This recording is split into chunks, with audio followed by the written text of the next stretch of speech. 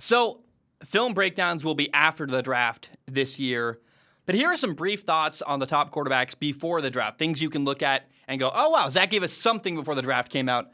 I want to start by saying this is not a horrible draft class. It's just not true. There is no sexy, obvious option. There's no Josh Allen or Justin Herbert or Kyler Murray, no player that you go, wow, that guy's far and away the best quarterback in this draft class. Totally agree. And I have no idea what order these guys are going to be drafted. It seems like it's all ambiguous.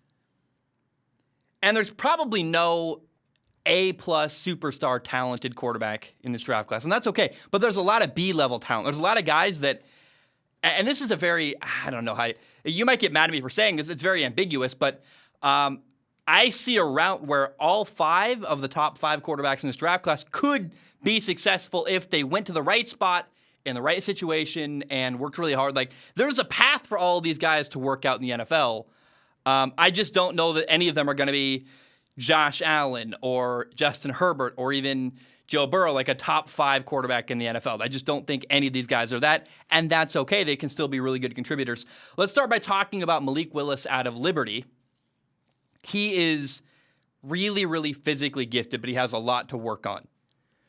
Now, he's also not, I think throughout the year, advertised Malik Willis as the Josh Allen of this draft class, the Justin Herbert of this draft class, the guy that would be really physically talented. You got to teach him how to play, but he's so physically gifted that he could become a top 5 quarterback. After watching film, I no longer believe that.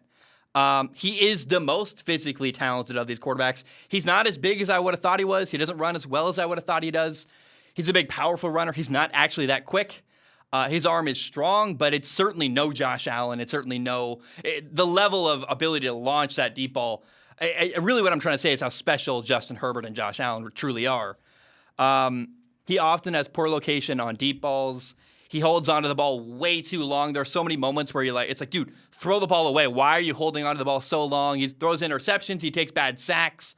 Malik Willis does not know. He might know now, actually, but during the season, he did not know how to beat a blitz by throwing, meaning you hang in the pocket. They're going to take guys out of coverage, come after me, the quarterback. I'm going to stand in the pocket, take a hit probably, but find the open man and beat the defense and beat the blitz with a throw against a favorable matchup. He doesn't have that level of processing yet. You got to teach Malik Willis a lot about the quarterback position, and that's okay. If you're a confident coach, you look at his raw physical skill set and go, I like what he can do. I'll teach the guy how to play quarterback. A lot of potential, big arm, powerful runner, but not ready at all. At all. Malik Willis is not ready at all to start in the NFL. It's hard to project how a guy like Malik Willis will do because, like I said, solid tools, but a ton to learn. And him working in the NFL really depends on where he will go and how hard will he work to become a better quarterback. He's got potential. Personally, I hope Malik Willis goes to the Pittsburgh Steelers, number 20 overall. He can sit behind Mitchell Trubisky. There's no hurry. He can sit. He can learn. He'll be in a good organization. I think him working with Mike Tomlin would be awesome. And I want to put this out there. I don't know that I would draft Malik Willis in the top 5 or even the top 10. I think if you were a team like the Atlanta Falcons, the Carolina Panthers, the Detroit Lions, a team that has a top 5 or 10 pick, you're better off taking someone who can become a quality starter right away rather than someone who's an investment like Malik Willis who, if he sits for 2 years, might someday become a starting quarterback. That's a lot of ifs and buts, and I'd rather just take a lineman or a receiver or somebody who can be an impact player from day one. And so I love Malik Willis's potential, but potential doesn't always work out. So I'm letting you know now, I would not draft Malik Willis in the top 5 or 10. If I'm Carolina, Atlanta, or Detroit, I would not make the move and get Malik Willis. But I think him going to Pittsburgh, number 20 overall, would be a perfect move. How about Kenny Pickett, the quarterback out of Pittsburgh? I have great admiration for Kenny Pickett. What he did at Pittsburgh was master the offensive system in place there. He's such a good decision maker. He does not get enough credit at all for the how well he threw the ball downfield with command. Like, he's got a lot stronger arm than people realize. I've heard people compare him to Case Keenum, and we can talk about why that's maybe a little bit right. He's a little bit limited of a quarterback, but look, he throws the ball very well downfield. And I think, the question is, has Kenny Pickett already reached his ceiling as a player? How much better can he really get? Like, you watch Malik Willis and you go, this guy's nowhere near a finished product. Like, we can teach him a lot and he can really grow and learn as a player. Kenny Pickett's probably really close to about as good as he's ever going to get. And I admire that. I respect that. But if you're an NFL general manager, you go, well, he's probably never going to become a top 5 quarterback in the NFL. So what are we doing here? And I don't know where Kenny Pickett can go that he's a true upgrade. Maybe he's better than Jameis Winston. He's better than Drew Lock in Seattle. I don't think he's better than Marcus Mariota. So, you know what I mean? I don't think he's very sexy a draft pick for a lot of general managers because they don't see a lot of potential. They see a guy who's very good, and I think the NFL is kind of getting to a point where they're almost oversaturated in the quarterback market. So, I will say he's a good athlete. He does not have a noodle arm. If you hear people say, Kenny Pickett's got a weak arm, that's not true. He throws the ball very well downfield. The question is, how much better can he get? I think that's what's going to scare a lot of people off of drafting Kenny Pickett. Desmond Ritter, the quarterback out of Cincinnati. I love this guy as a leader. Here's an impossible scenario, but it would be a perfect situation. If somehow, I don't know how this works out. Maybe he has to fall really far in the draft. The thing is, the Colts need a receiver and a left tackle, and that's what they're going to prioritize in the NFL draft. They got a second, third, and a fourth-round pick. They're not wasting a second or third-round pick on Desmond Ritter. But if somehow Desmond Ritter can become the backup quarterback behind Matt Ryan in Indianapolis, that would be a perfect scenario. I think their play style is very similar. I think a lot you can learn from that, from Matt Ryan. And I love Desmond Ritter because, similar to Kenny Pickett, he's a really, really great decision maker. There's not a lot of moments where he's making stupid, bad decisions with the football. It just doesn't happen. The ball goes to the right person, and he makes the right read basically every play. I do wish that Desmond Ritter was more accurate. There are not a lot of impressive examples of him throwing deep down the sidelines. And I wonder, can Desmond Ritter actually beat one-on-one coverage downfield along the sidelines? If I was a defensive coordinator playing against Desmond Ritter, I would just play man coverage and make him beat me and say, I am daring you to beat me along the sidelines. Now, Desmond Ritter will shred and absolutely destroy man coverage. He's very good at reading defenses and finding windows and finding zones between defenders. But what I didn't see a lot of stuff on film from him, and it might just be the defenses they played. I'm not trying to come down hard on Desmond Ritter. I did not see a lot of examples where he's beating man coverage downfield. And that makes me go, interesting. And if I'm a defensive coordinator, like I said, I am coming after him and saying, we're going to blitz you. We're going to play man coverage. Good luck. Exactly what Kansas City did to Jordan Love last year when they played Green Bay. And so we'll see. How good is Desmond Ritter against man coverage? That remains to be seen, in my opinion. I'm excited to watch him in the preseason.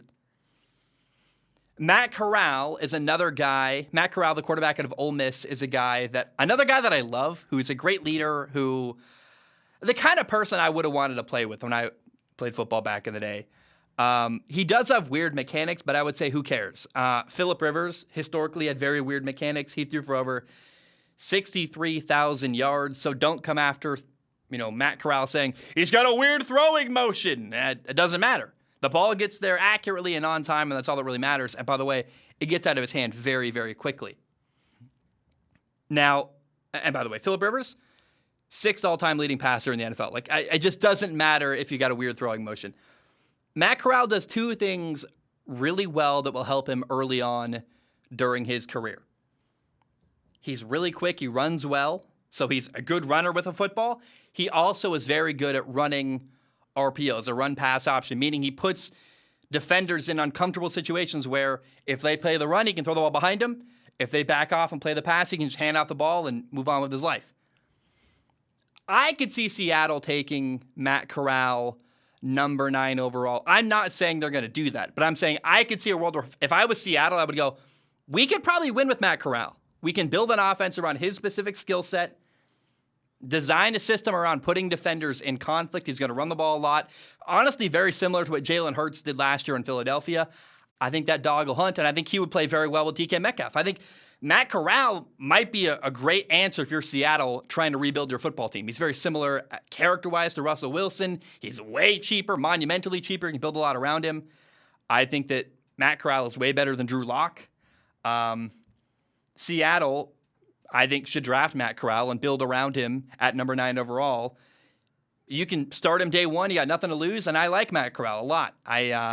I think, but because specifically he can run an RPO system and run the ball with his legs a lot, while he learns to do other stuff at the quarterback position, he can rely on that kind of offense for a while and get by and be successful for a little bit until you can add even more and more nuance to the offense. So I like Matt Corral, and if I'm Seattle, that's what I would probably do, actually, which I didn't expect to say that going into the research process, but that's what I found, and I'm like, I really like that thought. Then you have Sam Howell from North Carolina. What do you do with Sam Howell? I want to see Sam Howell go to Tennessee. What he's really good at is what Ryan Tannehill, the current quarterback in Tennessee, is not very good at. He is really good at throwing the deep ball, stretching the field vertically. I think if you have a second-round pick in Tennessee, you spend that on Sam Howell, that would be perfect. He played on not a great team last year at North Carolina. That, I think, really hurt him. I like Sam Howell a lot. I think if you gave him a year or two behind Ryan Tannehill, on a rookie contract, by the way, second-round pick and not paying him that much, eventually he could surpass Ryan Tannehill. And if I'm the Tennessee Titans, I am not even hesitating to spend a second-round pick to maybe eventually upgrade my quarterback position. It's better than just sticking with Ryan Tannehill blindly. And I just really hope Tennessee will draft Sam Howell in the second round of the NFL draft. So there are a bunch of teams that could draft a quarterback. You've got Seattle, Carolina, the Tennessee Titans, Atlanta, Pittsburgh, New Orleans. I think the Colts could, but the Colts, again, need a left tackle and wide receiver first. If they draft a quarterback, it'd be in the 4th round. Maybe they get a guy like Carson Strong. He's a wild card. Tampa has Tom Brady. I don't know that they're ready to use picks yet to try to find his replacement early on in the draft. I think they're going to build around Tom Brady currently. The Lions should build around Jared Goff. Washington just got Carson Wentz. I think if you draft a quarterback in the first 2 rounds in Washington, you risk offending Carson Wentz. That's not a good move. He seems very fragile from how he handled things in Philadelphia and Indianapolis, and you got to just support him and give him love and make him feel confident if you want him to do well at all. Here's what I want to happen. Here's where I want every quarterback to go. I want Seattle to take Matt Corral, number 9 overall. I think it's a great spot for him. I think him and Pete Carroll would get along really well and fit. I want Malik Willis to go to the Pittsburgh Steelers, number 20 overall. I think that's awesome. I don't know how he would get past Carolina and Atlanta. I just don't know that's a good spot for him. I think a good spot for him is Pittsburgh. Play for Mike Tomlin, sit behind Trubisky for a little bit. I think Atlanta is better off using a draft pick early in the draft on someone who can make them a better team right away and can play day one, rather than Malik Willis, who's going to be a backup for quite a while, I think, while he learns how to play quarterback at the NFL level. The Titans should draft Sam Howell.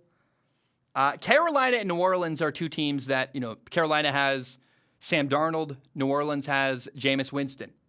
I like Marcus Mariota in Atlanta. I don't think I need to replace him right away. I think he's good enough for this year. Just roll with Marcus Mariota, build your football team, see what happens. I think Atlanta has so many problems to deal with. Don't try to tackle the quarterback position this year. Do it next year. Now, the Saints, I think, could draft Kenny Pickett. They got 2 first-round picks. The Saints drafting Kenny Pickett in the first round makes a lot of sense to me. And then Atlanta or Carolina, that's when you draft a quarterback. If you are, early in the second round, Desmond Ritter is available. Desmond Ritter is a good decision maker. And you're a team in Carolina who, Sam Darnold does not appear to be a good decision maker. Desmond Ritter is the opposite of that. I think Desmond Ritter in the second round to Carolina would be a great draft pick. I really like that move. I don't know if he lasts that long, but keep your eye on that. I think that's very possible. I don't know that Desmond Ritter is going to be drafted early in the first round. We'll see. But I like the thought of that he's a second-round pick to Carolina. or maybe Atlanta. But I would not draft. If I'm Atlanta or Carolina, I'm using my first overall pick in the draft, my first pick in the first round, to build my football team. And I think that if Kenny Pickett went to New Orleans with that defense, that offensive line, they draft another receiver, potentially that could be a really good fit where if you don't trust Jameis as a decision maker, which they invested in him, I think they are going to roll with Jameis Winston. But if you're worried about Jameis as a decision maker, Kenny Pickett's really good with the football, and he could work with that defense and win a couple games in New Orleans. So that is what I hope happens at the quarterback position. The wild card here is Carson Strong. He's a later pick who could develop. He was hurt last year. He's got a knee issue. We're not fully sure how good his knee is going to be this year. If you watch film before the knee falls apart, and credit to Marcus Whitman, him and I were talking about this. He pointed this out. He's totally right. I saw it on film too, is that Carson Strong looked really good early on in the year. His knee got worse, and as his knee got worse, his play got worse, which is understandable. He could have been a first-round pick if his knee had been healthy all year. And so I would keep an eye on where Carson Strong will go in the NFL draft, probably like a fourth-round pick, probably to Indianapolis. That'd be really interesting. I think Carson Strong is a guy who's going to be really, really fun to watch in the preseason and could be much better than what we saw on tape last year during his senior year due to an injury.